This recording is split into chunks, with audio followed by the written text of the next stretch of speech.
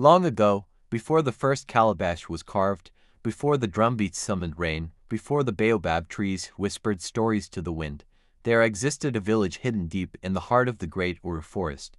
The village was called Obodowani, a place untouched by time and protected by ancient spirits. In this village lived a boy named Tunde, born under the silence of a moonless night. Tunde was no ordinary boy. From the moment he took his first breath, the village elders knew he was different. He did not cry as a newborn. Instead, he stared into the fire like one who had lived many lives. His mother, a humble palm wine tapper's wife, often said, "This boy has the eyes of the ancestors," and truly, Tunde's eyes held the stillness of deep waters. Unlike the other children who chased goats and played in the red dust, Tunde spent his days listening.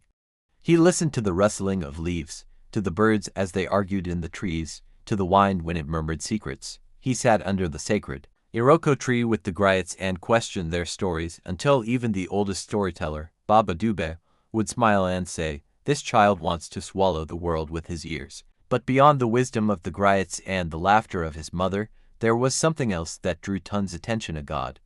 Not just any god, but Olokunji, the god of riddles and hidden knowledge, who lived in a crystal cave beneath the river that flowed like a silver snake past the village. Olokunji was not a god to be worshipped like the thunder god Sango or the river goddess Osun. He did not demand offerings or build temples. Instead, he roamed the world disguised as a merchant, a beggar, or a breeze. He whispered truths into the ears of madmen and buried secrets in the dreams of children. He was feared and revered, for those who sought his knowledge rarely returned the same.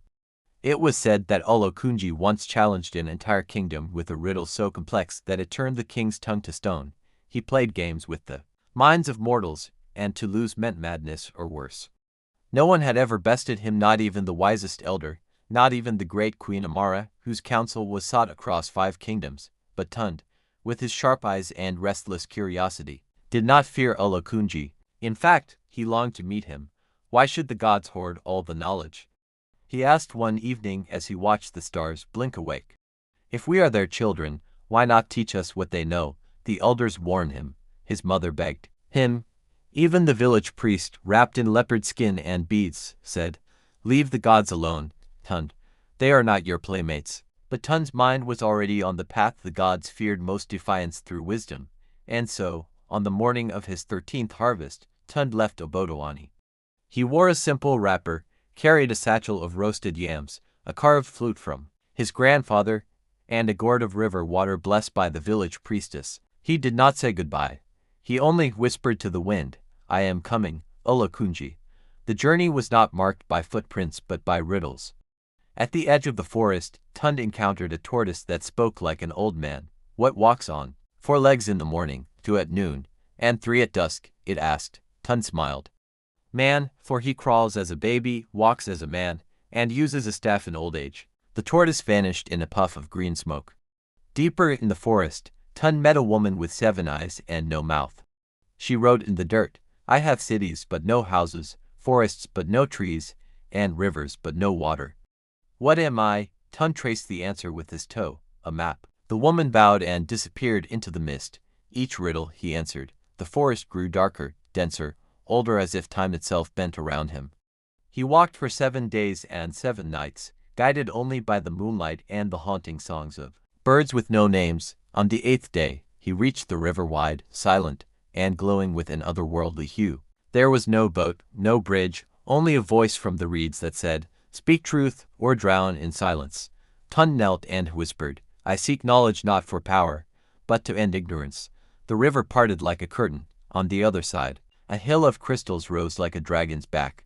At its base stood an old man with silver skin and eyes like burning coals. He held no staff, wore no crown, but the weight of his gaze nearly bent Tunde to his knees. "You dare seek me?" he asked. Tunde stood tall. "I seek answers, not favors. I seek truth, not praise. Are you Olokunji?"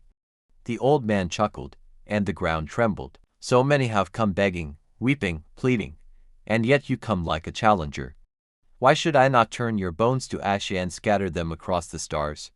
"Because I am not afraid," Tunde replied, "and because you, of all beings, should know the power of a question well asked.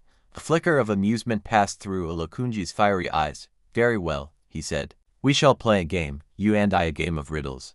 3 rounds. If you lose, your soul becomes a stone in my cave for all eternity. If you win, you may ask me anything. Agreed, said Tunde without hesitation. Olokunji's voice echoed like thunder through the cave as he began. First riddle, I am taken from a mine, and shut in a wooden case, from which I am never released, and yet I am used by almost every hand. What am I? Tunde thought of the blacksmith's forge, of the scribe's tools, of the miners in the eastern hills. Then he said, pencil lead. Correct, the god said, a note of surprise in his voice. Second riddle, the more you take, the more you leave behind. What am I? Tunde smiled. Footsteps. Olokunji's eyes narrowed. Third riddle, I speak without a mouth and hear without ears. I have no body, but I come alive with wind. What am I? Tunde's brow furrowed. He sat in silence, listening to the wind whisper through the crystals. Then he said, an echo. A rumble of laughter filled the cave. You are clever, boy. But now it is your turn. Ask me a riddle. If I cannot answer, you win. Tunde's eyes shone. He stepped forward and said, what is the one question you cannot answer, Olokunji? The god frowned. There is no such question. Are you sure? Tunde asked. Because the question I ask is this. What will I ask next? For the first time in eternity, Olokunji was silent. His mouth opened, closed, then opened again. He searched the threads of fate, the whispers of time, the dreams of the unborn, and found nothing. He did not know. The silence in the crystal cave stretched like a taut drum skin. For a god who held dominion over riddles, it was a silence that thundered louder than any storm. The crystals that lined the cave dimmed, as though sharing in Olokunji's disbelief. For the first time in eternity, the god of hidden knowledge had no answer. Tunde stood unmoved, his expression calm. He knew he had not defeated Olokunji through trickery, but by logic. By posing a question that relied on the unknown, the future he had ventured where even gods feared to tread. For all his wisdom, Olokunji could not pierce the veil of an unspoken thought. You have bested me, Olokunji finally admitted, each word as heavy as stone. A mortal. A child. He stared at Tunde with something close to wonder, then slowly nodded. You have earned your right. Ask your question. Tunde did not ask for gold or kingdoms. He did not ask for eternal life or the secrets of magic. He asked, why must the gods hoard knowledge? Why must we live in ignorance when we are your children? The question caught Olokunji off guard. He had expected arrogance or hunger for power. But here was a boy asking not for himself, but for all of humanity. The god's expression softened. Because knowledge is dangerous. Given too soon, it devours. Given too late, it rots. Tunde stepped closer. Then teach us to use it. Guide us. Do not keep us in the dark and punish us for stumbling. Olokunji sighed. Long ago, we tried. We walked with men, taught them how to speak to the wind, how to draw rain from the sky. But they turned those gifts into weapons. They burned forests to summon fire gods. They enslaved rivers to build their temples. And so we withdrew. Then try again, Tunde said. Try with us.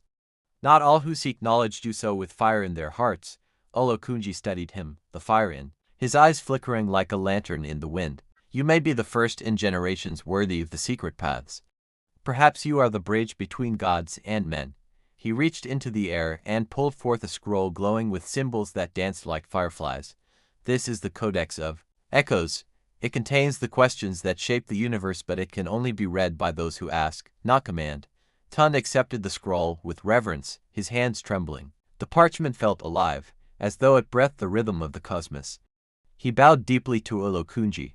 Thank you, spirit of riddles. But Olokunji raised a hand.